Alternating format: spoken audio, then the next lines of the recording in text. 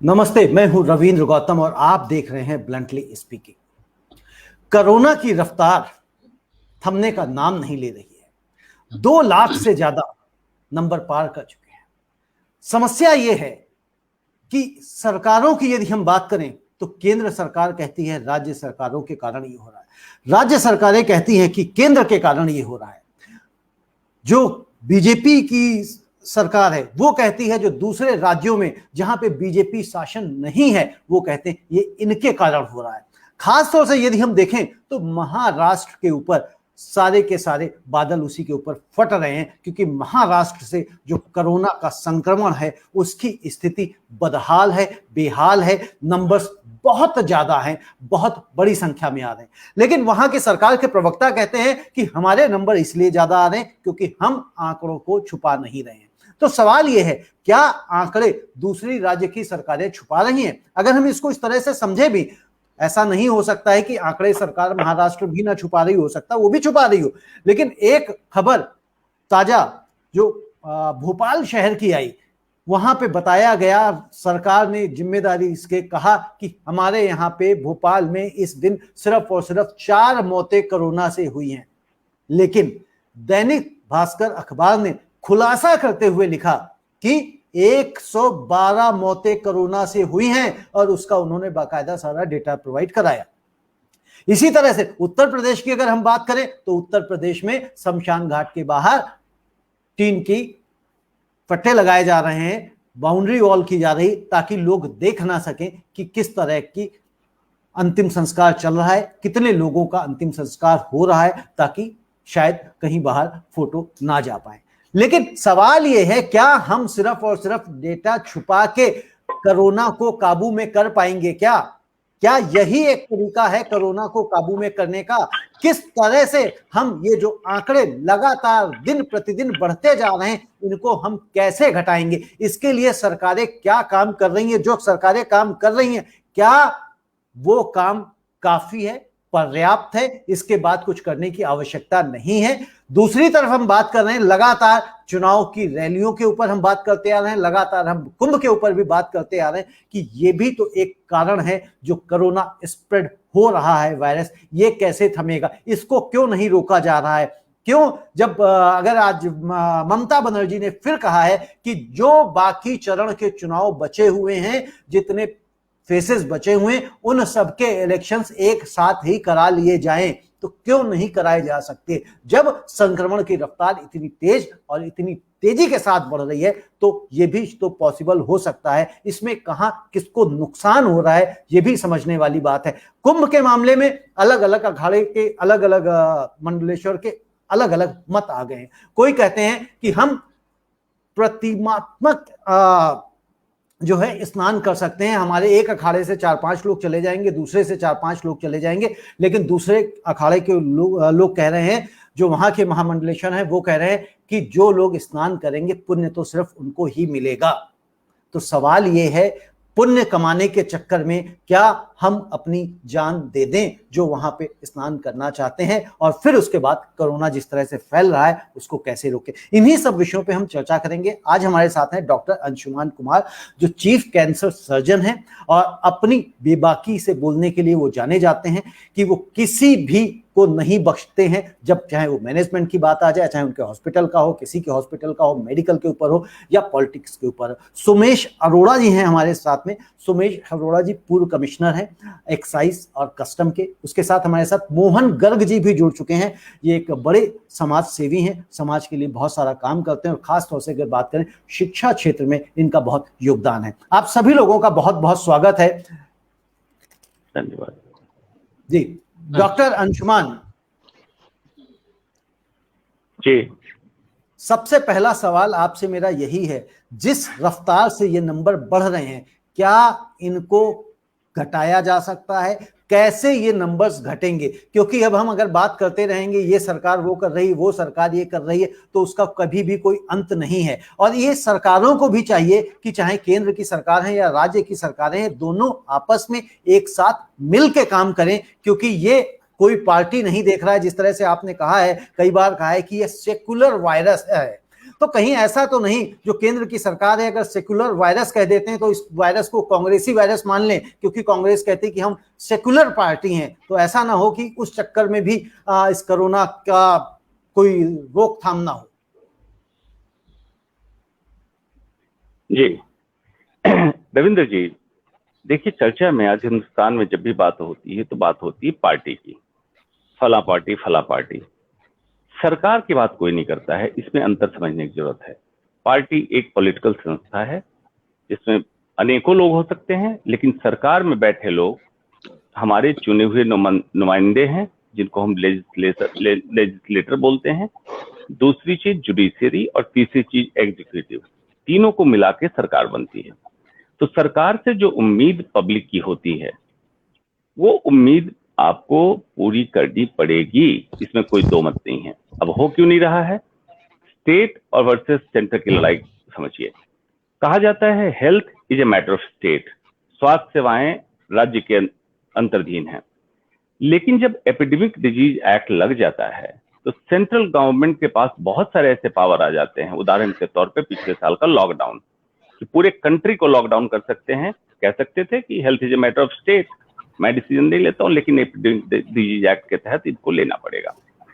सामंजस्य का स्थापित करना, ये directive principle of the state constitution भी कहता है कि इससे मतलब नहीं है जो लोग गवर्नेंस में हैं अपनी पर्सनल राइवलरी छोड़ के, पॉलिटिकल राइवलरी छोड़ के betterment of the country, betterment of the people के लिए क्या करना है, ये उनके डायरेक्टिव प्रिंसिपल, मतलब उनका कर्तव्य है, इससे पीछे नहीं हट सकते हैं। तीसरी बात, मार्च 2020 में जब लॉकडाउन लगाया गया तो उसके पर्पसेस तब भी मैंने कहा था, बार बार कहता आया हूं, जिसमें एक पर्पस है तैयारी। किस चीज की? Bed, oxygen, ventilator. एक्स्ट्रा कौन सी चीज चाहिए कोरोना मैनेजमेंट के लिए? अब तो सारा क्लियर हो। तो क्या एक साल में जो तैयारियां हुई एप्रोप्रिएट नहीं हुई? ये कहां कमी रह गई जो अब फिर से हम मूव कर रहे हैं टुवर्ड्स लॉकडाउन? जो बातें होती हैं कि चुनावी रैली और ये, बिल्कुल आप सही कहा कि आंकड़े छुपाए जाएंगे।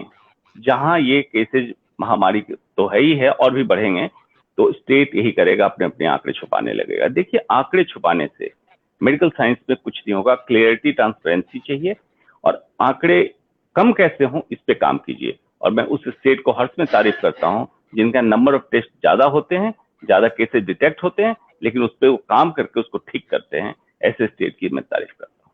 जी रविंद्र।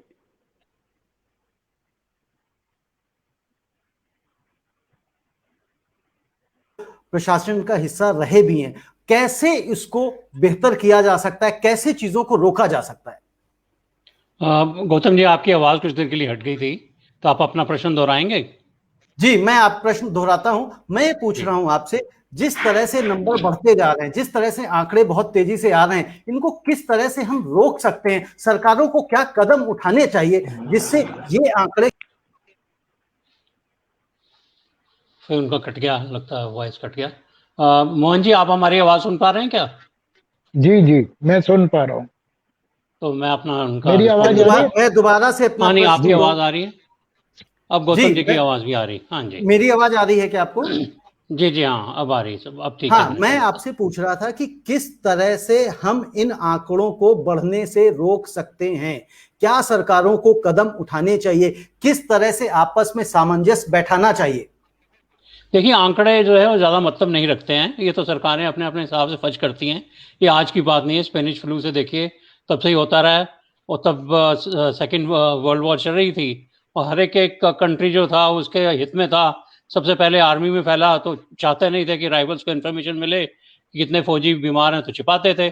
उसके बाद कई बार हुआ, इंडस्ट्रियलिस्ट लॉबीज होती हैं, उनका इंटरेस्ट होता है कि इसको अंडर प्ले किया जाए। जो उनमें भी जो मेडिकल लॉबी होती है वो ओवर प्ले करना चाहती है, ताकि लोगों में पता चले, अवेयरनेस हो, मेडिकल क्या ऑप्शन और क्या है। उनका इंटरेस्ट कॉन्फ्लिक्टिंग होता है, तो उन दोनों में चलती रहती है जंग। एक चाहती है कि फिगर छिपें, एक इंडस्ट्रियल लॉबी जो फॉर्मा से इंटरेस्टेड नहीं है, उसका इंटरेस्ट होता है कि चलो हमारे काम चलें, हमारी चीज़ें बिकें, सब वो। दूसरी एक लॉबी होती है फॉर्मा की, जो चाहती है कि सही फिगर्स हों। तो इनका कॉन्फ्लिक्ट चलता है, सरकारें जैसे सूट करता है वैसे चलती हैं। फिगर्स इंपॉर्टेंट नहीं है, फिगर्स तो खैर फर्ज की जा सकती हैं। रियलिटी ये है कि दिल्ली और बॉम्बे में अगर बात करें तो आप अपने आसपास देखिए, तो मेरे को तो लगता है कि दिल्ली में 50% केसेस हो चुके हैं मेरे रिश्तेदारों में और मेरे मित्रों में। अब फिगर्स जो मर्जी फर्ज किए जाएं, टेस्ट कर नहीं रहे, ये भी फैक्ट है। लेबोरेटरीज को इंस्ट्रक्शन तक दी जाती हैं कि इनसे ऊपर टेस्ट नहीं करने, आपको चिट्ठी में भी आ जाती है, ईमेल्स भी। तो ये सब चलता है, सब सरकार से डरते भी हैं, सरकार का कहना मानना पड़ता है जो भी है टेस्टिंग एजेंसी। सवाल ये उठता है कि इसको कैसे कंट्रोल किया जाए। सबसे पहली जरूरत है कि आप इसको फेस कीजिए। आपको पहले आपने जब सारा इंफ्रास्ट्रक्चर किया, टेम्पररी ट्रेन तक को बनाने की कोशिश की, आर्मी एरियाज में बनाए, कंटेनर्स को भी बनाया, कन्वर्ट किया, सो मच होटल्स को भी बनाया, तो आपने वो काम करके एक बार सोचा कि शायद अब दोबारा स्ट्रेन आएगा नहीं। और ये एंड ऑफ द वो है, और अब हम नॉर्मलाइजेशन की तरफ बढ़ रहे हैं। ये सबसे बड़ा भ्रम था। अक्टूबर नवंबर में एक वार्निंग आ गई थी दिल्ली में, जब केसेस बढ़े 5-6 हज़ार तक, तो तब इनको मालूम होना चाहिए था कि स्पर्ट हो सकती है किसी टाइम भी। उसके बाद ये जब मेले लगने शुरू हो गए और ये सब फेस्टिव सीजन आया और आपने फ्री किया, आप कुंभ मेले की बात करें, दिल्ली और बॉम्बे तो हर दिन ही कुंभ मेला है, जिस तरह से ट्रैफिक घूम रहा था यहाँ पे। तो वी वर इन्वाइटिंग प्रॉब्लम्स, और सरकार की तरफ से कोई चेष्टा ही नहीं हो रही थी इस तरफ सोचने की कि एक नया स्ट्रेन आ सकता है या कुछ हो सकता है। जब वार्निंग भी आई कि इंग्लैंड का स्ट्रेन जो है काफ़ी डेंजरस है, डॉक्टर साहब ज़्यादा बता पाएंगे इसके बारे में, तो उस टाइम भी किसी ने कोई कोशिश नहीं की इसको एयरपोर्ट पे रोका जाए, या दूसरे कंट्रीज जैसे करें, सिंगापुर जैसा वगैरह वगैरह हम करें, क्योंकि आपकी लॉबीज इतनी स्ट्रांग है कि आने दो। टूरिज्म वाले आज SOS भेज रहे हैं कि जी किसी तरह से हमारी इंडस्ट्री को बचाओ, एविएशन इंडस्ट्री बिल्कुल फेल है।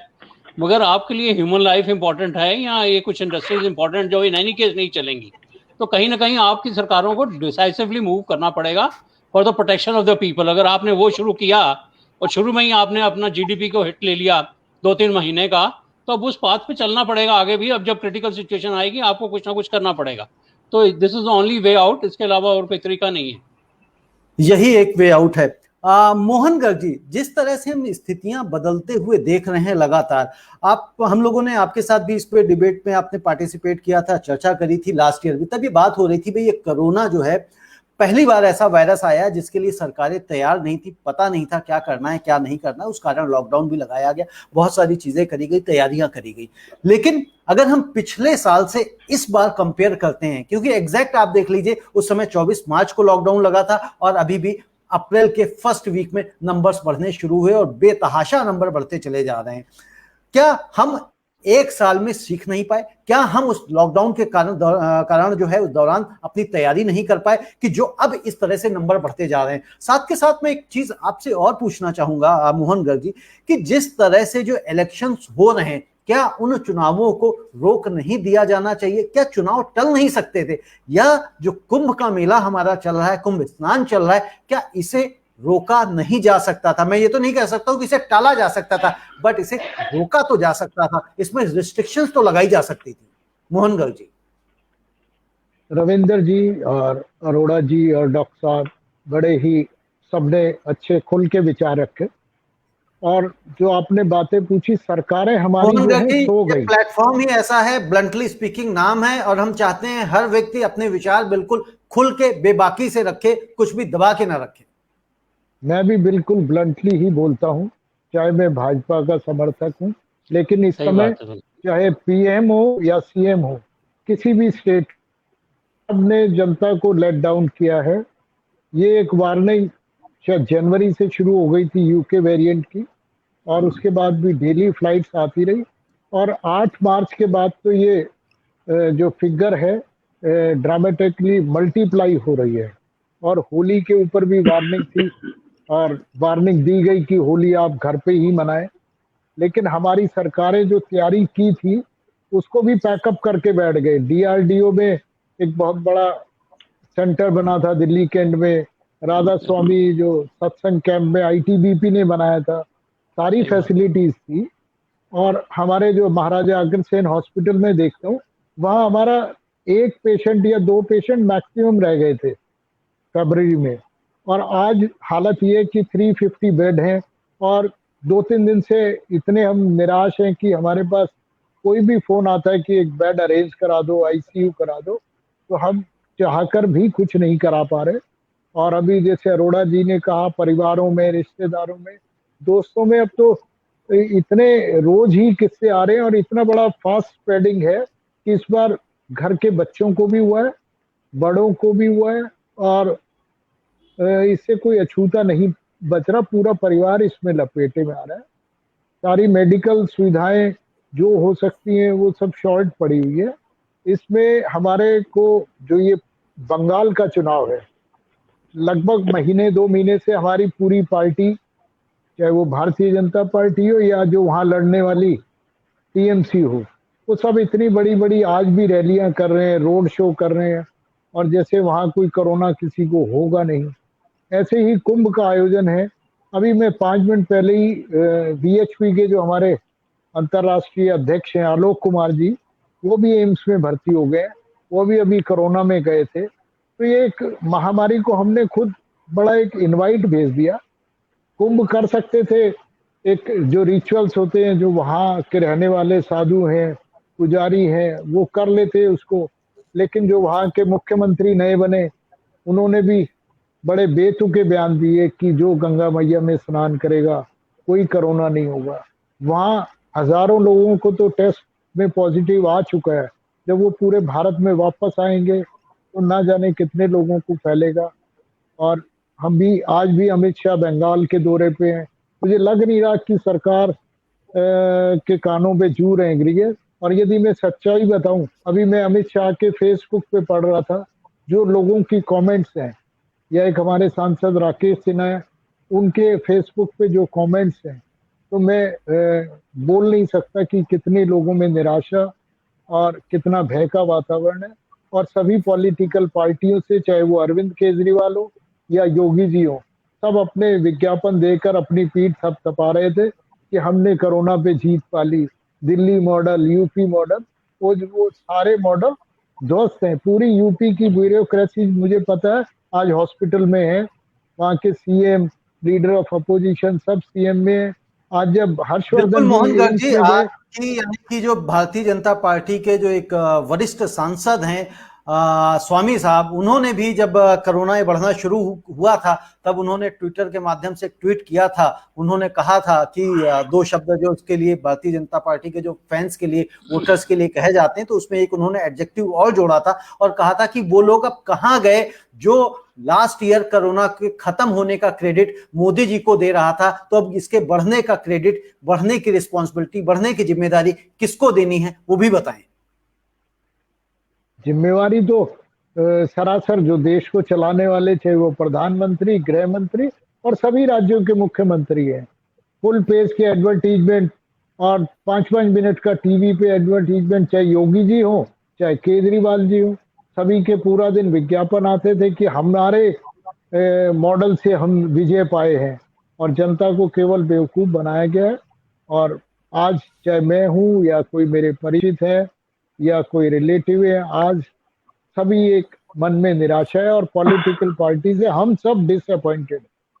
जी मोहन गर्ग जी, मन में सभी लोगों की निराशा, इसमें कहीं कोई किंतु परंतु नहीं, क्योंकि जिस तरह से कतारें बढ़ती चली जा रही, कतारें लगती चली जा रही, उसके ऊपर हमें देखना होगा और समझना होगा कि भाई कतारें ये बढ़ क्यों रही हैं, कैसे इनको रोका जा सकता है।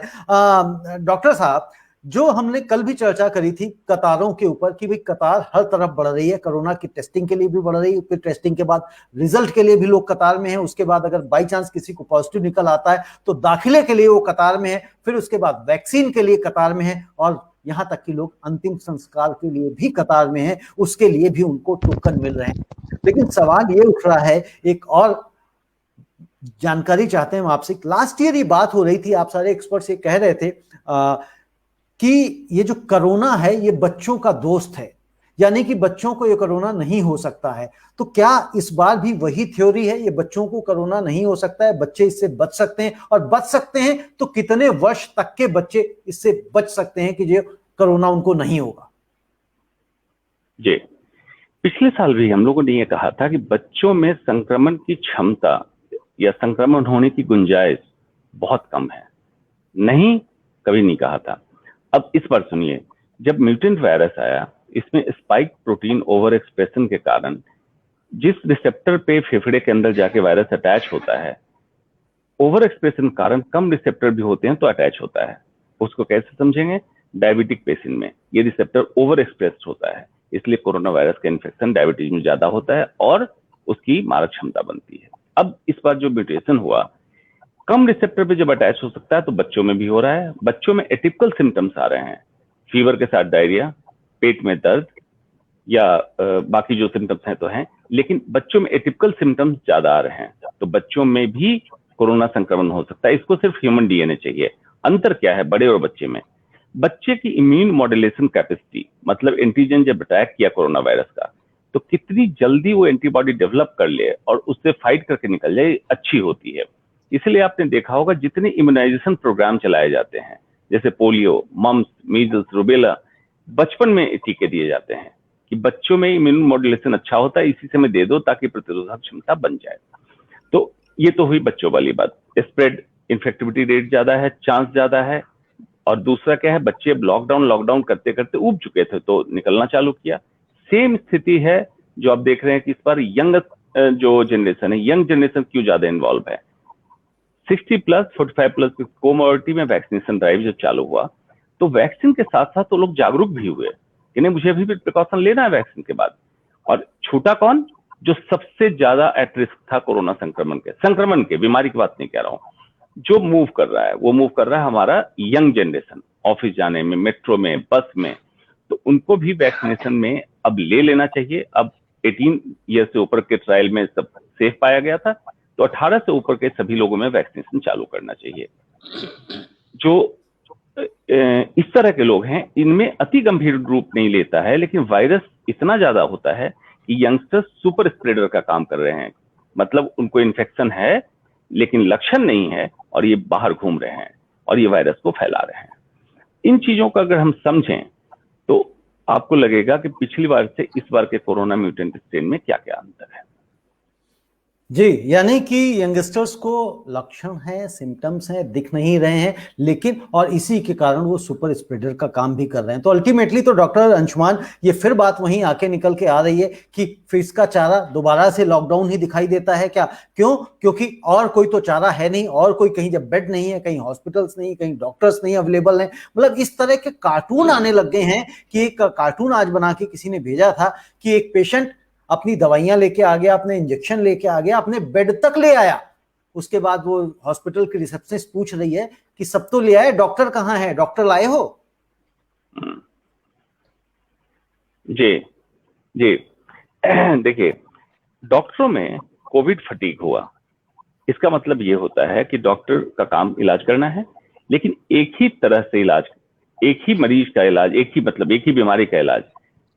और सबसे खास बात, इंफ्रास्ट्रक्चर आपके पास लचर हालत, आप सबको पता है। डॉक्टर क्या कर लेगा अगर उसको वेंटिलेटर नहीं मिले, ऑक्सीजन की मात्रा सफिशिएंट नहीं मिले, तो डॉक्टर क्या कर लेगा? पहली बात तो ये हुई।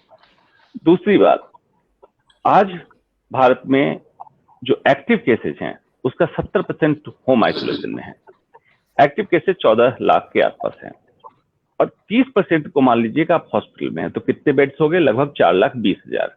तो पूरे हिंदुस्तान में क्या पिछले लॉकडाउन में हम इतना भी इंतजाम नहीं कर पाए थे? 4,20,000 बेड विथ ऑक्सीजन, और उसका 1% बेड चला जाता है वेंटिलेटर पे, इतनी व्यवस्था कर लेते? तो ये नहीं कर पाए। तो ये जो अब नाटक हो रहा है, 8 बजे का कर्फ्यू, 10 बजे का कर्फ्यू, वीकेंड का कर्फ्यू, ये इनडायरेक्टली लॉकडाउन की तरफ इशारा है। अब होगा क्या? पिछली बार लॉकडाउन का डिस्क्रेडिट सेंट्रल गवर्नमेंट को दिया गया था, इस बार सेंट्रल गवर्नमेंट हो सकता है लॉकडाउन अनाउंस ना करे और स्टेट पे छोड़ दे, और स्टेट गवर्नमेंट अपने फेलियर को, हेल्थ सिस्टम फेलियर को छुपाने के लिए लॉकडाउन करेगी। लॉकडाउन से अब कोरोना का संक्रमण आप नहीं रोक सकते हैं।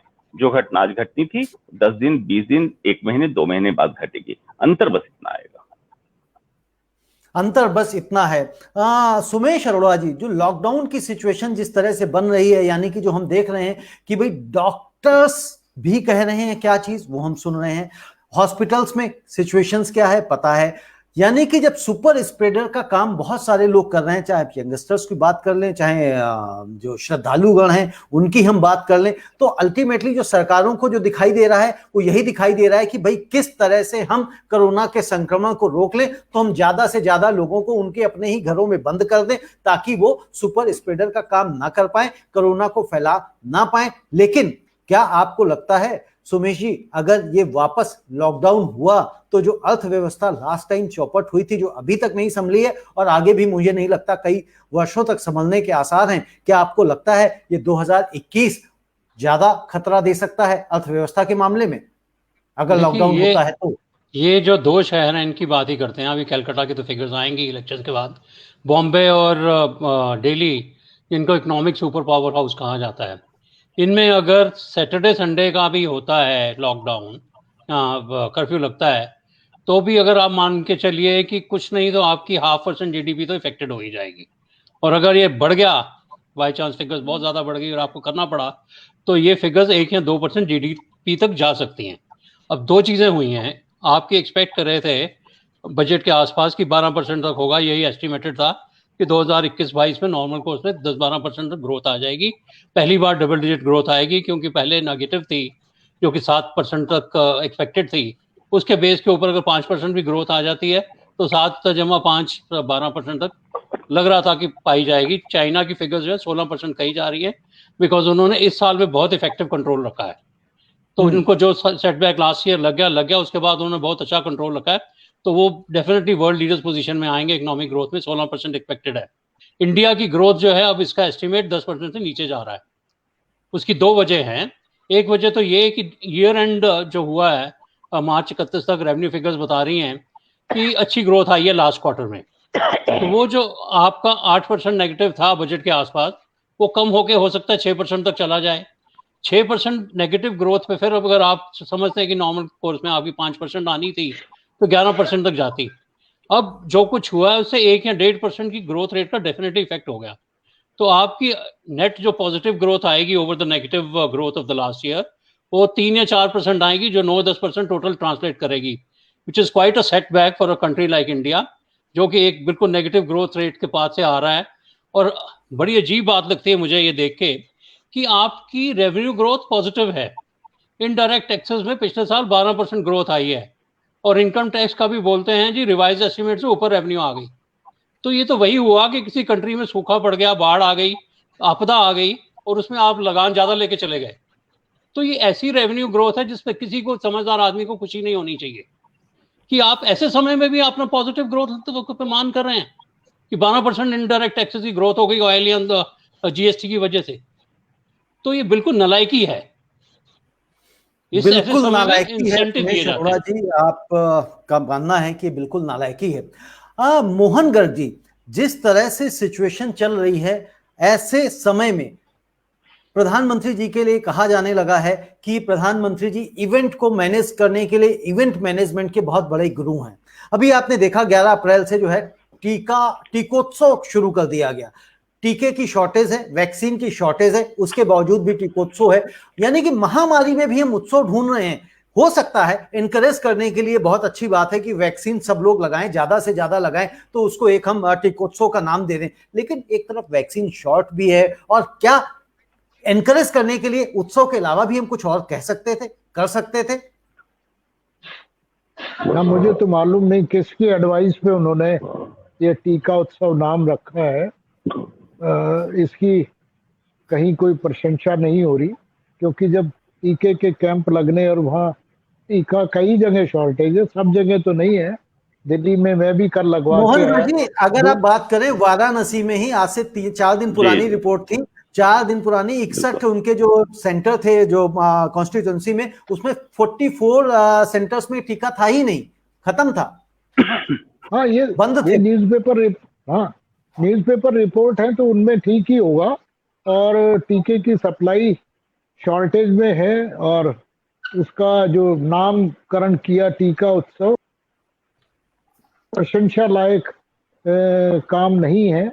कि जब एक तरफ तो जब ये उत्सव मना जा रहा है, उस टाइम बीमारी भयंकर रूप ग्रहण कर चुकी है, इसलिए उत्सव की तो बात ही नहीं होनी चाहिए। जब चारों तरफ चिताएं जल रही हैं, कब्रिस्तान में जगह नहीं है, हॉस्पिटल में जगह नहीं है, तो काहे का उत्सव है, ये मुझे नहीं समझ में आ रहा। जिसमें भी मीडिया मैनेजर ने उनको एडवाइस दिया। गर्ग साहब, वो भारतीय संस्कृति में होता है ना कि वो बहुत बूढ़ा होके मरे कोई तो उत्सव मनाते हैं, तो कई कई मौत भी उत्सव का कारण होती है हमारी संस्कृति में, और बहुत दीर्घायु होके कोई। तो सुमेश जी, अभी ऐसा भी नहीं है मुझे लगता है। और मोहन जी, एक चीज और मैं आपसे पूछना चाह रहा था। आप एक बड़े समाज सेवी हैं, समाज के लिए आप बहुत काम करते हैं। क्या आपको लगता है, जब हम कहते हैं ना चैरिटी की बात करते हैं, तो हमेशा कहा जाता है चैरिटी बिगिंस एट होम, यानी कि जो दान पुण्य का काम है घर से ही शुरू होता है। लेकिन जब शुरुआत में ही हमने देखा कि वैक्सीन जो है भारत के अलावा यानी कि तकरीबन 80 देशों में खूब धड़ल्ले से एक्सपोर्ट करी गई, या हमारे देश में वैक्सीन की आवश्यकता थी, जो कारण है शॉर्ट होने का, उसका एक बड़ा कारण तो ये भी निकल के आया ना कि हमने अपने घर को ना देके बाहर बांटनी शुरू कर दी कि शायद हम इससे विश्व गुरु कहलाएं। भारत बन पाए या ना बन पाए, लेकिन हो सकता है प्रधानमंत्री जी सोच रहे हो कि मैं एक विश्व गुरु कहलाऊं। इसके अंदर कुछ डाउट्स हैं, कुछ गवर्नमेंट की कमिटमेंट्स हैं, WHO का एग्रीमेंट्स भी हैं। जो सीरम इंस्टीट्यूट बना रहा है एस्ट्राजेनेका के लिए, उसने नोटिस भी दिया है सीरम को कि आप जो कमिटेड ड्रग्स हैं वो नहीं दे रहे, क्योंकि फार्मूला तो एस्ट्राजेनेका ने दिया है सीरम को। केवल जो भारत की कोवैक्सीन है वो अपना प्रोडक्शन है, और उसकी कैपेसिटी सीरम के मुकाबले शायद ओनली 10% ही होगा। जो इसलिए ये नहीं कह सकते कि हम ये कोई एक्सपोर्ट और प्रॉफिट किया है, या आसपास के छोटे देशों के लिए करना एक वो डिप्लोमेटिक हो सकता है, लेकिन ज्यादातर डोजें एज पर कमिटमेंट जो उनकी सप्लाईज की थी कंपनीज की, उसके हिसाब से जा रही है। जी, उसके हिसाब से जा रही थी, लेकिन पोर्ट्रे तो यही किया जा रहा था कि भारत इतने सारे देशों को सप्लाई कर रहा है, उसमें कहीं भी इस तरह का कोई भी जो कंडीशंस, टर्म्स एंड कंडीशन है वो भारत सरकार या उनके प्रचार मंत्रियों ने कभी भी कहीं भी मेंशन नहीं करी। तो लोगों के दिमाग में तो यही धारणा बन रही है ना। हाँ, धारणा तो ये बन रही है, और मीडिया ने ये धारणा काफी बनाई है, मीडिया ने सर देखिए, मीडिया भी कहां से लेके आता है, मीडिया को जो इनपुट मिलते हैं वही तो बात करेगा। अगर मुझे इनपुट मिला है कि भाई 61 सेंटर्स में जो है 61 सेंटर में से 44 सेंटर्स में वैक्सीन की शॉर्टेज थी और उसकी वजह से वो सेंटर्स वाराणसी में बंद हो गए, तभी तो हम बात करेंगे। हम अपने आप तो कोई नहीं बना सकता ना। जी जी, आई थिंक डिस्कनेक्ट हो गया। अंशुमान जी, जो वैक्सीन वेस्टेज की भी बड़ी बातें आ रही हैं निकल निकल के, पहले भी हालांकि हम लोग इसके ऊपर चर्चा कर चुके हैं, लेकिन जो वैक्सीन वेस्ट हो रही है, 58 लाख से ज्यादा कह रहे हैं वैक्सीन वेस्ट हो गई, अलग अलग, कहीं किसी का परसेंटेज कम है, किसी का ज्यादा है, और 4 घंटे में ही क्या वैक्सीन को कंज्यूम करना होता है, या अगर 4 घंटे से ज्यादा हो जाते हैं, या उसका क्या टाइम लिमिट, टाइम अवधि है, वो आप बताएं। और अगर ज्यादा समय हो जाता है तो उस कंडीशन में क्या वो वैक्सीन खराब हो जाती है, उसको नहीं लगाना चाहिए, यूज करना चाहिए, क्या उसके कोई साइड इफेक्ट्स हो सकते हैं, या सिर्फ इतना ही है कि वो वैक्सीन निष्प्रभावी हो जाएगी? जी, आपने सुना होगा जो इंडिया में भी वैक्सीन अवेलेबल है, कोवैक्सीन, कोविशील्ड, इसको रखने के लिए कोल्ड चेन जो मेंटेन करते हैं 2 से 8 डिग्री का टेम्परेचर चाहिए। तो जहां से मेन इन्वेंट्री स्टॉक है, वहां से जहां लगना है वैक्सीन, वहां लाने में इसके लिए कोल्ड चेन, एक कोल्ड चेन से मतलब है ऐसा सिलेंडर जिसमें 2 to 8 डिग्री टेम्परेचर मेंटेन रहे, उसमें आप वहां पहुंचा दिए।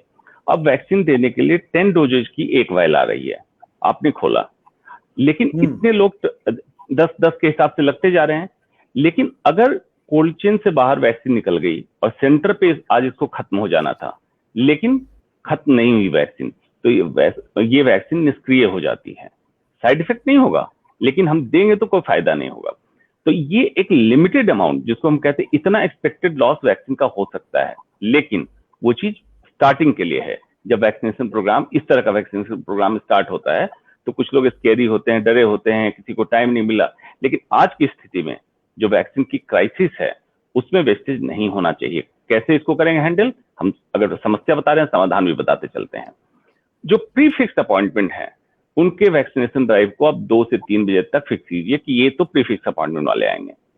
और वैक्सीनेशन की जो टाइमिंग है उसको बढ़ाना है आपको, शाम के 5 बजे नहीं खत्म करना है, 10 बजे, 12 बजे या ओवरनाइट चलाइए। उस समय जो एलिजिबल वॉकिंग कैंडिडेट हैं उनको वैक्सीन लगे, वैक्सीन की डोजेज वेस्टेज कम होने लगेगी। अब आइए बात उस पर जो आपने सवाल पूछा कि दूसरे कंट्री को वैक्सीन देने की बात, 2 चीजें इसमें हैं। जब यूएस में वैक्सीनेशन की बात चल रही तो बिडेन ने कुछ चीजों के एक्सपोर्ट पे रोक लगा दी, जिसमें कुछ फिल्टर्स थे और इस तरह के जो वैक्सीन बनाने का, उसमें सीरम इंस्टीट्यूट का जो सीईओ उसने आगाह किया था कि हमारे पास रॉ मटेरियल का सप्लाई कम हो रहा है, तो प्लीज गवर्नमेंट मुझे डिप्लोमेसी के तहत हेल्प करे और रॉ मटेरियल प्रोवाइड करे। तो ये बहुत पहले आगाह किया जा चुका था। अब इसको कैसे देखेंगे आप कि जब डिमांड आपकी बढ़ने वाली है तो आपको प्लानिंग उस हिसाब से करनी होगी। उदाहरण के तौर पे बहुत छोटा सा देश अपने बगल का लेता हूं, भूटान। उसके जो प्राइम मिनिस्टर हैं डॉक्टर ही हैं, उन्होंने अपने कंट्री की प्लानिंग कर ली कि इतनी आबादी है, मुझे कितने वैक्सीन को लाना है, कितने कम दिनों में लगा लेना है ताकि हर्ड इम्यूनिटी अचीव कर लें, और उन्होंने काफी अच्छा किया, जबकि प्रोडक्शन उनके यहाँ नहीं था।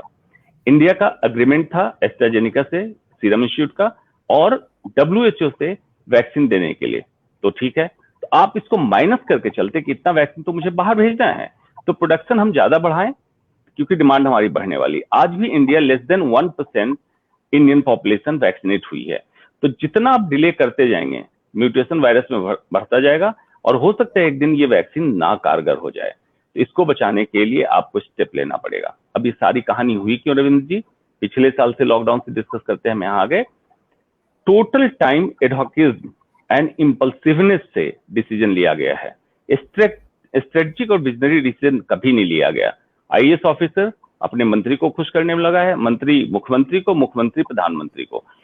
ये जो तुष्टिकरण की नीति चल रही है, जनता से आप अपील करते हैं कि इस तरह की ना करें, लेकिन ये पूरे सिस्टम में चल रही है। डाटा फर्ज करना, टेस्ट कम करना, DM डिसाइड कर लेता है अपने लेवल पे और CM को इंस्ट्रक्शन देता है, जो कि ओपन कहीं कम्युनिकेशन में नहीं होता है, 1-to-1 मीटिंग में बात होती है। टेस्ट कम कर दो, ये कर दो, वो कर दो। इससे क्या होगा? ट्रांसपेरेंसी जब भी गिरेगी, आपकी हालत बहुत गंभीर होने लगेगी। ये आपको देखना पड़ेगा। और ये जो सॉरी नहीं कोई बात नहीं, आप कंटिन्यू करिए, फिर मैं काउंटर क्वेश्चन कर रहा था जी। पॉलिटिकल एडवर्टीजमेंट जो होता है, जो आपने भी उदाहरण के तौर पे दिया था केजरीवाल या यूपी के मुख्यमंत्री का, प्रदूषण कम का याद होगा आपको, 25% पॉल्यूशन कम हुआ। कितना बड़ा एड चला? सेम चल रहा अभी टीकाकरण पे एड। अब बताइए कि इतने पैसे टीकोत्सव के प्रमोशन या एडवर्टीजमेंट, इतने पैसे अगर वैक्सीन लगाने में या पोल्यूशन कम करने में खर्च कर दी होती सरकार, तो पता नहीं क्या हो जाता। जी बिल्कुल, आप सही कह रहे हैं कि डॉक्टर अंशुमान की ऐसे चीजें खर्च कर दें पैसे जो काम में, सही कार्यों में, तो शायद कुछ रिजल्ट्स बेहतर आ सकते हैं। और सिर्फ ब्रांड बिल्डिंग और इमेज बिल्डिंग के ऊपर हम फोकस करते हैं, उसी की वजह से जनता की गाढ़ी कमाई का पैसा करोड़ों नहीं अरबों रुपए खर्च कर दिए जाते हैं, खराब कर दिए जाते हैं। डॉक्टर अंशुमान, अभी एक चीज आपने बताई थी, उस पर मैं काउंटर क्वेश्चन करना चाह रहा था। आपने कहा था कि भाई वैक्सीन को वेस्टेज करने के लिए ये कदम उठाए जाएं। एक बड़ा तीखा सा सवाल है डॉक्टर अंशुमान, क्या सारा ज्ञान इस तरह का आपके पास ही है क्या? दूसरे डॉक्टर्स के पास नहीं है क्या? वो लोग नहीं ये चीज समझते हैं कि कैसे वैक्सीन को बचाया जा सकता है? क्या जो हॉस्पिटल का एडमिनिस्ट्रेशन है वो नहीं समझ पाता है क्या कि वैक्सीन की वेस्टेज कैसे रोकी जा सकती है? डॉक्टर अंशुमान जी बिल्कुल, मैं तो ज्ञान की कतार में सबसे पीछे खड़ा हूं, क्योंकि मैं हर दिन सीख रहा हूं। तो मैं आज भी अपने आप को विद्यार्थी मानता हूं। मुझसे ज्यादा काबिल डॉक्टर गवर्नमेंट के एडवाइजरी बोर्ड में मौजूद हैं। अब जो बात होती है वैक्सीन बचाने का, क्राइटेरिया बना रखा है आपने, 45 साल से ऊपर के लोगों में वैक्सीन लगना है।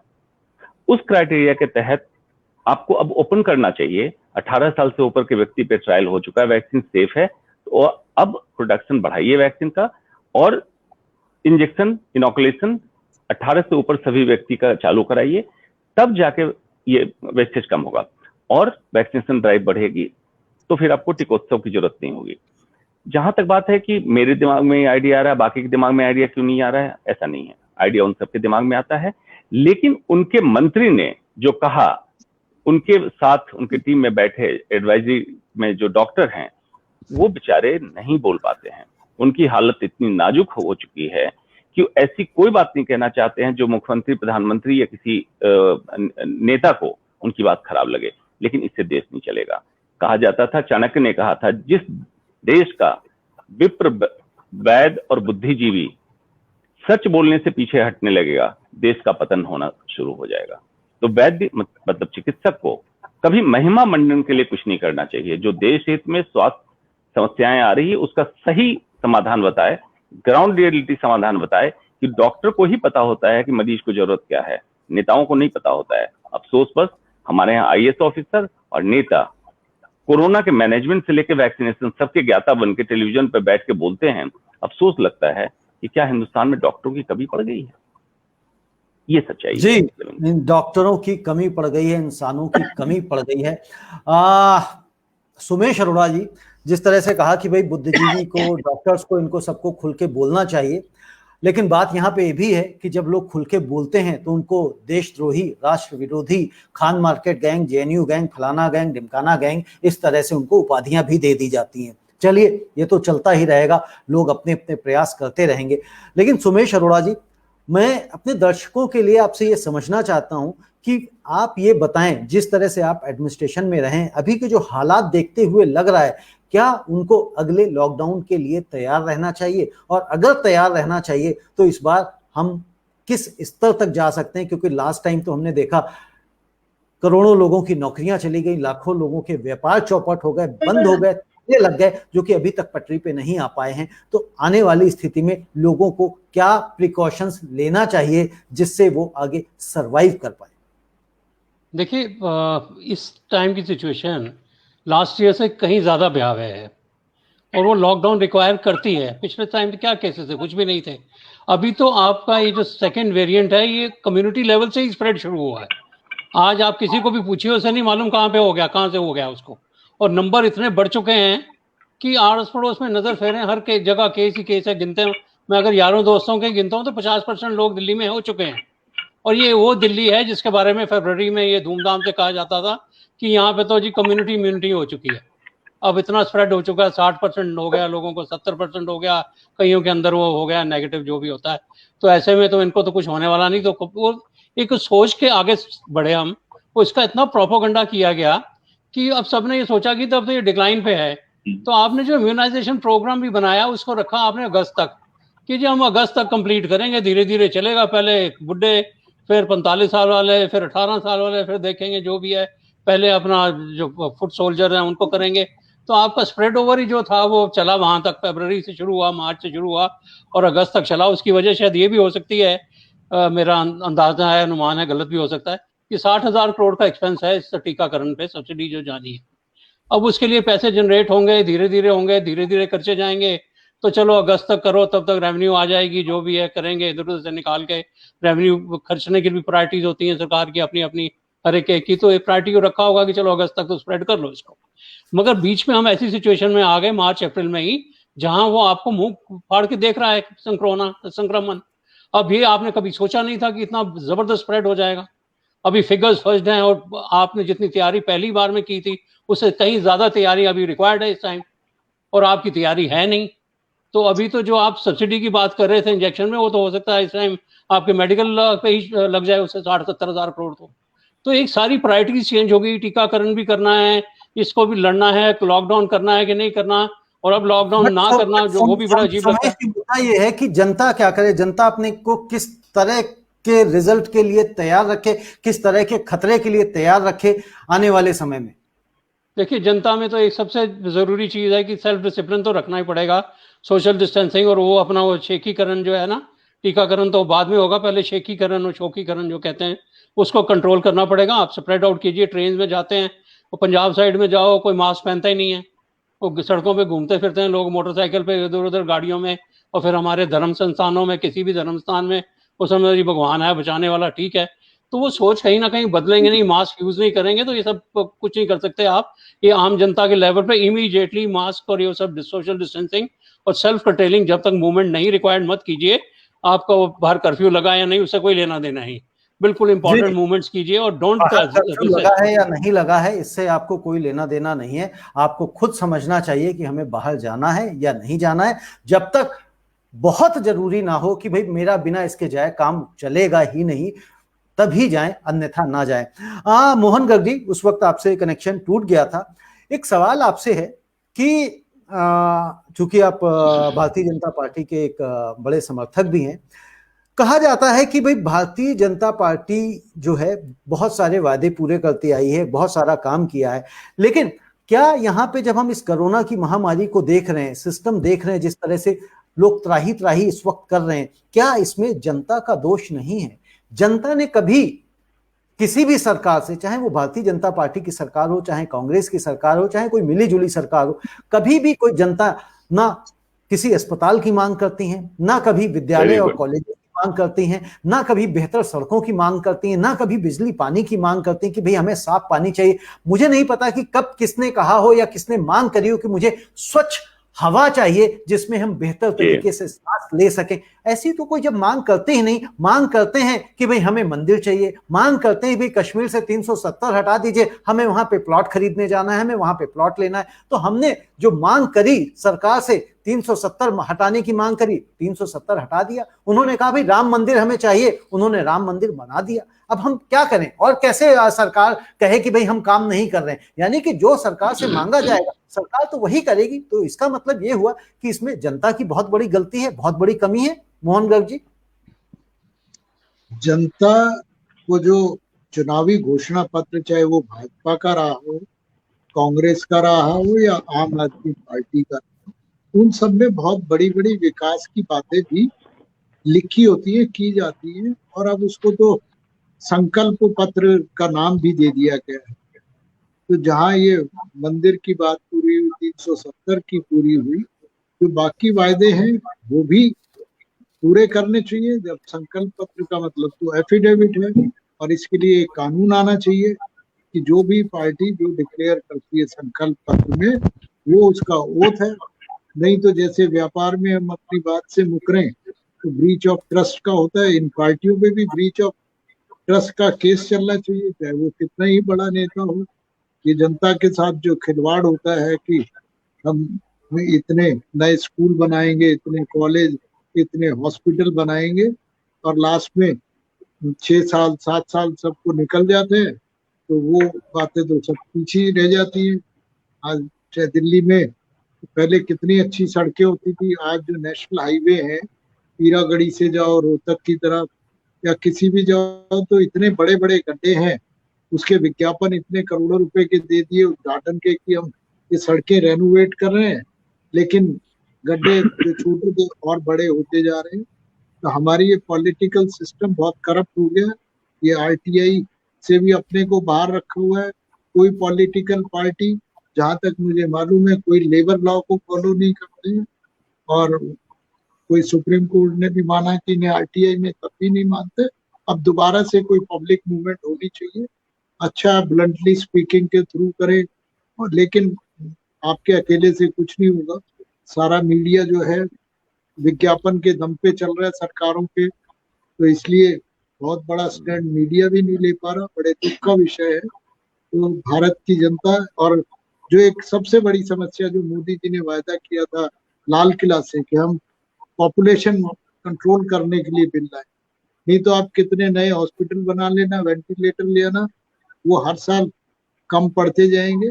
कितने आप दोबारा सिलेंडर बांट लेना, कितने और फैसिलिटी दे देना, वो कम होती जाएगी। जो टैक्स पेयर है उसके ऊपर बोझ बढ़ता चला जाएगा, और फिर इंस्पेक्टर राज और सारे जो भी कानून है वो व्यापारी वर्ग के लिए बने हुए हैं, उन्हीं को हैरेस किया जाएगा, जो अभी भी सब सरकारें कर रही हैं। जी, सब व्यवस्थाएं चल रही हैं। और आपकी बात से मुझे याद आया कि भाई बड़े बड़े चैनल्स को, मेन स्ट्रीम मीडिया को बड़े बड़े विज्ञापन मिलते हैं और उनको आर्थिक सहायताएं मिलती हैं, जिसकी वजह से अपने सिस्टम को चला पाते हैं।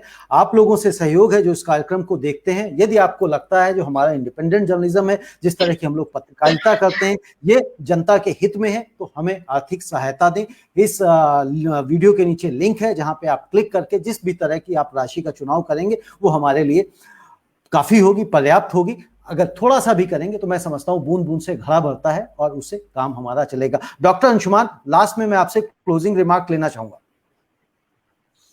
जी, अगर मुझसे पूछिएगा सबसे बड़ा दोषी कौन, चाहे स्वास्थ्य व्यवस्था की हालत लचर हो या जो भी हो, पब्लिक।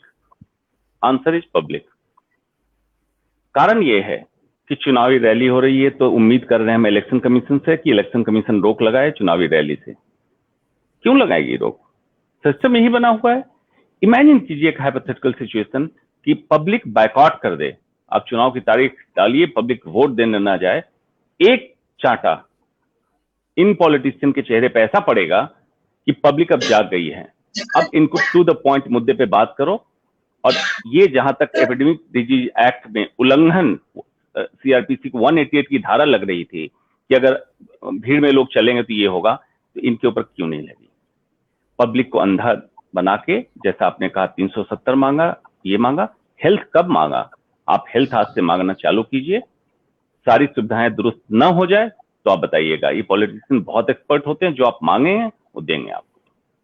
जी डॉक्टर अंशुमान, बिल्कुल आप सही कह रहे हैं। पॉलिटिशियन एक्सपर्ट्स होते हैं और पॉलिटिशियंस को पता है कि जनता को कैसे खुश करना है, उनको जनता को खुश करना आता है, तुष्टीकरण उनको आता है। तो जनता को चाहिए कि वो अपने लिए अस्पताल मांगे। आज हम पहले कहते थे 67 साल हो गए हमारे देश में कुछ नहीं हुआ, आज उसमें बहुत सारे साल ऐड हो गए हैं, 7 साल ऐड हो गए और इसके बाद भी साल ऐड होते चले जाएंगे। लेकिन क्या आज भी हमारे देश में हर जिले में एक अच्छा अस्पताल है क्या? क्या हर जिले में आज महाविद्यालय यानी कि डिग्री कॉलेज है क्या? लोग तो, हम तो डिग्री कॉलेज की बात करते हैं, लोग कहते हैं हमारे यहाँ साहब कॉलेज ही नहीं है, इंटर कॉलेज ही नहीं है। तो ऐसी सिचुएशन में, ऐसी स्थितियों में हमने ना कभी मांग करी, ना हाँ कभी हम मांग करते हैं। और शिक्षा की जब तक बात कर लें, जब तक शिक्षा व्यवस्था बेहतर नहीं होगी, तब तक लोगों को अपने अधिकार मांगने भी नहीं आएंगे। और कई बार तो हम ये भी देखते हैं, लोगों के पास शिक्षा है लेकिन उनके पास एनालिटिकल अप्रोच नहीं है, वो विश्लेषण नहीं कर पाते हैं, सही और गलत में अंतर नहीं पहचान पाते हैं। उसके लिए भी मुझे लगता है कि सरकारों को अपने पाठ्यक्रम में इस तरह की सुविधाएं लानी चाहिए, जिससे लोगों का जो दिमाग है विश्लेषणात्मक बने। आज के लिए इतना ही, धन्यवाद। कल फिर मिलेंगे हैं, तब तक के लिए नमस्ते।